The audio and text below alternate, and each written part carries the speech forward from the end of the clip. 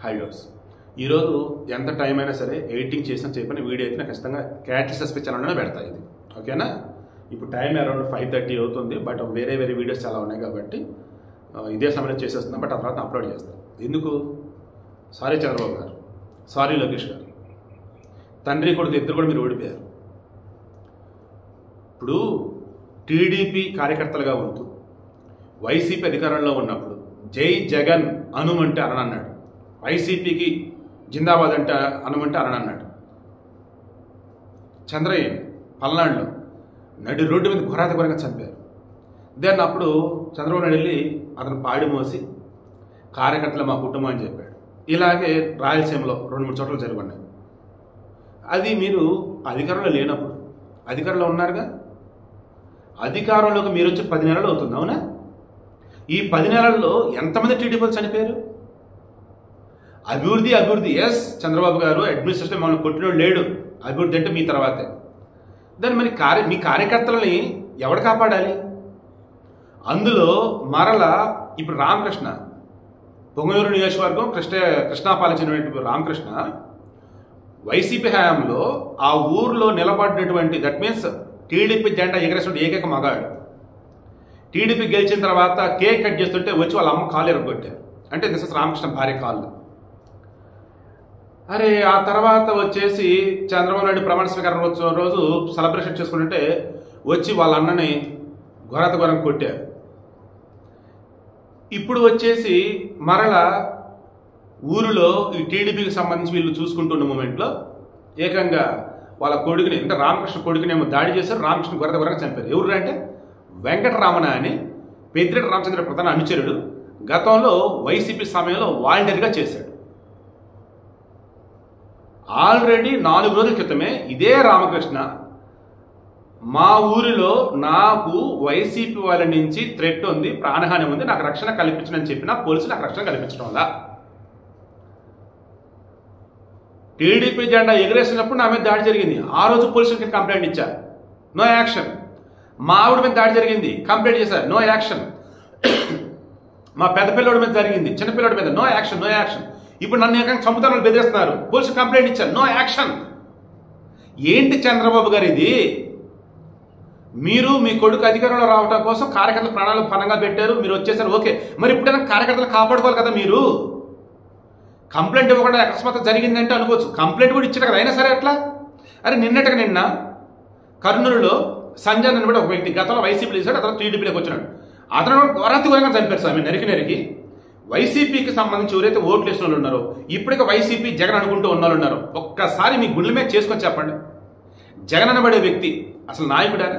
YCP అసలు రాజకీయ party అయినా? ఎన్ని అబద్ధాలు, ఎన్ని దారుణాలు! జగన్మోహన్ రెడ్డి వచ్చేసి తన ఆస్తి కోసం కన్న తల్లిని, సొంత చెల్లిని బయటికి నెట్టేస్తున్నాడు. అండ్ బాబాయిని ఎవరు చంపారేది మీకు తెలిసిందే. అండ్ ఏ రకంగా సంరక్షణ చేస్తాడంటే మీకు తెలిసిందే. ఇంకా ఎందుకు మీరు జగన్ అనుకుంటా ఉంటారు? ఇంకెందుకు వైసీపీ అంటూ ఉంటారు? ఎంతమంది టీడీపీని చంపుతున్నారండి అసలు?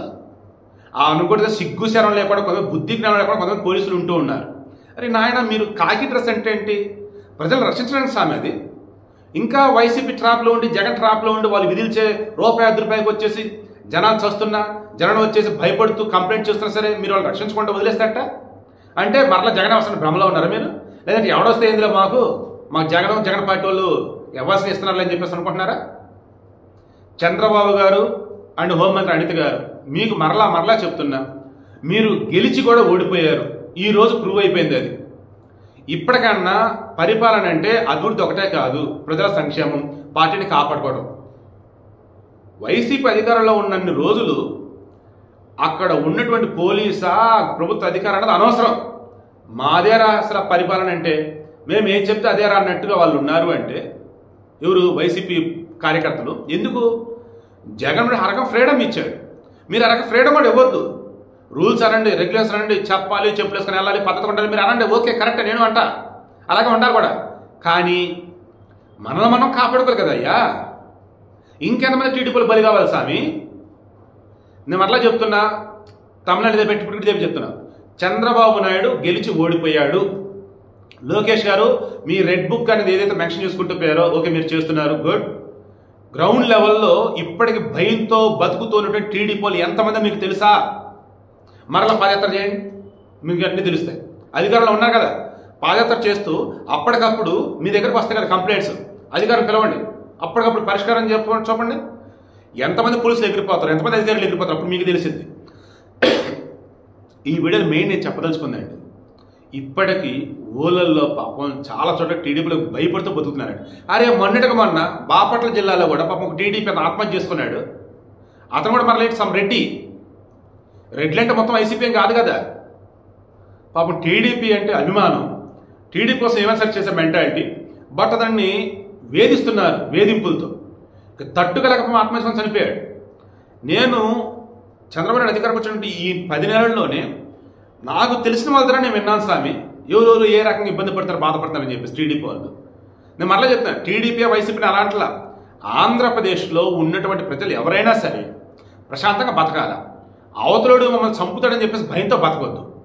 చంపుతాడు అని చెప్పేసి కూడా భయపడి మరి పోలీసులకు కంప్లైంట్ ఇచ్చినా సరే రామకృష్ణ అనే వ్యక్తిని కాపాడలేదు అంటే ఇంకెందుకు సార్ మీరు సీఈఓ ఆఫ్ ఆంధ్రప్రదేశ్ అంతే కదా, chief executive officer. Then who is chief minister? Chief minister అంటే ఏంటి, మొత్తం కంట్రోల్ చేయాలి కదా, అన్ని చూసుకోవాలి కదా. Feeling very very bad and very very sad. నేనైతే ఇటువంటి వీడియోస్ ఎక్స్పెక్ట్ చేయలేదు నేను, బట్ ఎవరికి తప్పలేదు.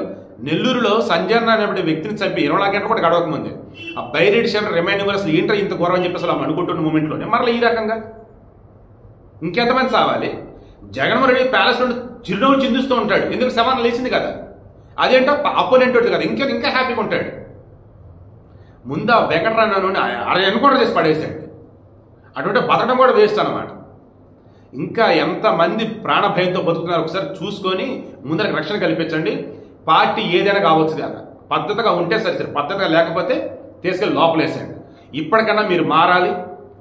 అడ్మినిస్ట్రేషన్తో పాటు ప్రజలను కూడా కాపాడుకోవాలి, మీ పార్టీ వాళ్ళని కూడా కాపాడుకోవాలి. అదర్వైజ్ ఇంకోసారి టీడీపీకి వాళ్ళు ఓటే, అందుకే తిరగలో కూర్చుంటారు.